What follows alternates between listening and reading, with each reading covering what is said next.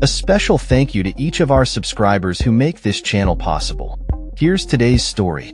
In a dramatic turn of events, the Federal Reserve is poised to maintain interest rates for the fifth consecutive time since December, despite mounting pressure from President Donald Trump. This decision comes in light of a soaring economy, which Trump believes should warrant a reduction in borrowing costs. During a recent visit to the Federal Reserve headquarters in Washington, D.C., Trump engaged in a heated discussion with Fed Chair Jerome Powell regarding the costs associated with Fed renovations. Following the meeting, Trump expressed optimism, stating, Powell said, "Congratulations, the country is doing really well, and I got that to mean that I think he's going to start recommending lower rates."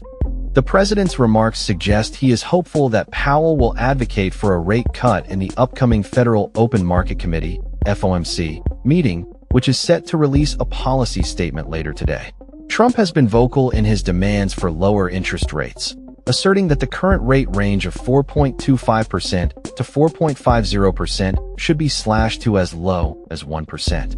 He emphasized the lack of inflation and urged the Fed to act promptly, declaring, "Too late, must now lower the rate. No inflation. Let people buy and refinance their homes." The FOMC's meeting today is taking place under the shadow of a lawsuit from investment firm Azoria Capital, which contends that the FOMC meetings are illegally closed to the public. The lawsuit was dismissed by District Court Judge Beryl Howell, who suggested that the legal action was more about generating publicity than genuine concern for transparency. Azoria claims that the Fed's closed meetings prevent the public from understanding the potential political motivations behind the Fed's decisions. However, the Federal Reserve's attorneys argue that opening their meetings would harm the nation's economy and is not in the public interest. Critics have raised questions about what the Federal Reserve might be hiding from the American public. As the economy continues to show resilience, with GDP growth reported at an annual rate of 3% in the second quarter of 2025, the Fed's decision to keep interest rates steady reflects a cautious approach.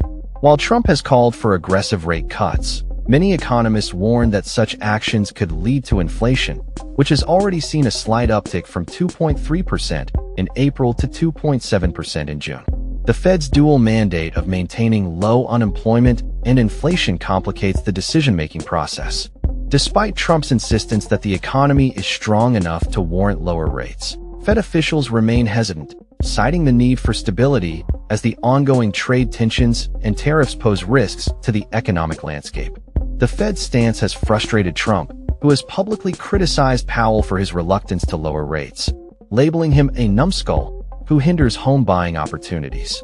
As the FOMC meeting unfolds, all eyes will be on Powell's press conference scheduled for 2:30 p.m. Eastern Time, where he is expected to address the committee's decision and the current economic climate.